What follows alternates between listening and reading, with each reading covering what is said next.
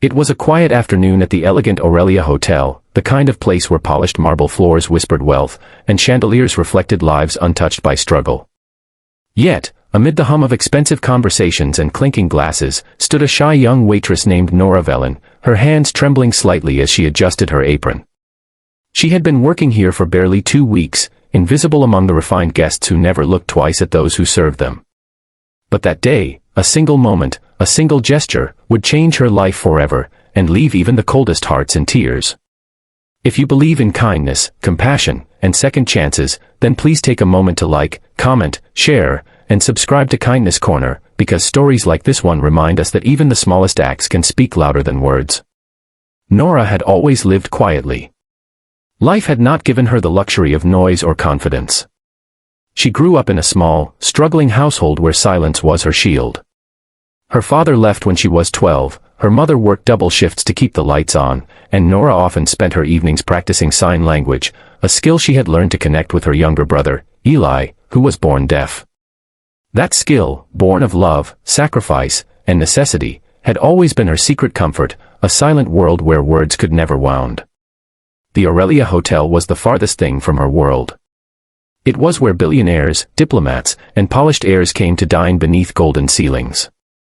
And that afternoon, Nora was assigned to serve at Table 9, a private setting reserved for billionaire Adrian Cole and his mother, Margaret Cole, a woman of grace, dressed in pearls and quiet dignity. Adrian was known for his brilliance in business, but also for his reputation as cold, precise, and distant. Most of the staff whispered about him, a man who built an empire yet seemed untouched by humanity. When Nora approached their table, her palms damp with nerves, she noticed something that made her pause. Margaret Cole wasn't responding to the waiter's questions. Instead, she smiled softly, trying to read lips. Then Nora saw it, a discreet hearing aid and the way Adrian gently leaned closer to his mother when speaking. Nora's heart clenched. She recognized the effort, the familiar rhythm of someone living between two worlds, one filled with sound and one embraced by silence. Adrian glanced up impatiently, noticing the hesitation in Nora's stance. He expected formality, efficiency, not empathy. But before he could speak, Nora took a small, steadying breath. Then, with trembling hands, she began to sign. Her fingers moved gracefully, expressing what her lips could not. Would you like still or sparkling water? For a heartbeat, everything around them froze. Margaret's eyes widened in disbelief, her hand flying to her chest as if those silent gestures had reached deeper than any word could. Then tears welled in her eyes, tears of recognition, of gratitude, of joy. She signed back slowly, "You know sign language?" Nora nodded, smiling softly, her heart racing. Adrian stared in stunned silence. For years, he had seen the world treat his mother with polite pity or awkward impatience. Waiters avoided her, conversations excluded her, and every dinner outing was a careful balancing act to protect her from embarrassment. But now, across the linen table, his mother was laughing, truly laughing, as her hands moved in perfect rhythm with a stranger's. As the lunch went on, something magical unfolded. Nora didn't just serve, she connected. She signed each question, each menu option, and even shared small, light-hearted signs that made Margaret's eyes sparkle like they hadn't in years. Other guests began to notice, the billionaire's mother chatting joyfully with the shy waitress, and whispers spread through the dining hall. Adrian didn't care. For once, he wasn't thinking about profits or deadlines, he was watching his mother come alive. But for Nora, it was more than kindness, it was memory.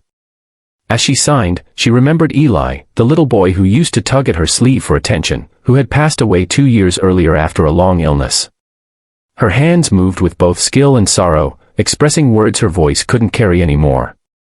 It was as if, through Margaret, she was speaking to her brother again, one last conversation that the universe had given her by chance. After the meal, Margaret insisted on meeting her personally. Adrian watched as his mother clasped Nora's hands tightly, tears glistening in her eyes. She signed, "You made me feel seen. You reminded me I'm not alone." Nora's lips trembled as she signed back, "You reminded me that love never disappears." The quiet beauty of that exchange made the air around them almost sacred. Later, Adrian called Nora aside. She braced herself for criticism, maybe even reprimand. After all, she had gone beyond her duties. But instead, Adrian's voice was different, softer, uncertain. He told her how his mother had felt isolated for years, even in her own home, and how no one had ever cared enough to communicate with her this way.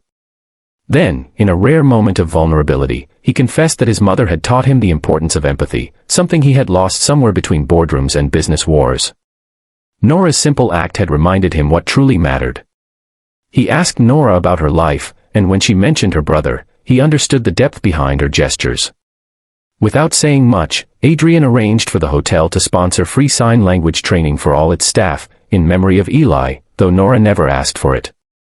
He also offered her a full scholarship to pursue special education, telling her the world needed people like her, people who could bridge silence with compassion. Word of what happened that afternoon spread far beyond the hotel. Guests who witnessed it shared the story online, and soon it became a symbol of quiet humanity, how one shy waitress had done something no wealth or power could buy. She had spoken to a heart without needing words. Margaret often returned to the hotel after that, always asking for Nora, and their friendship became a living testament that kindness, in its purest form, doesn't need sound to be heard. Weeks later, as Nora stood by the window during her break, watching the sun filter through the city skyline, she thought of Eli and whispered a silent thank you. Sometimes, the world tested her with loneliness, but moments like this reminded her that love always finds a way to return, often through strangers who need it just as much as you do. If this story touched your heart, please like, share, and subscribe to Kindness Corner, because the world needs more stories that remind us how powerful kindness can be, even when it's spoken in silence. Before you go, tell us in the comments, would you have done what Nora did if you were in her place?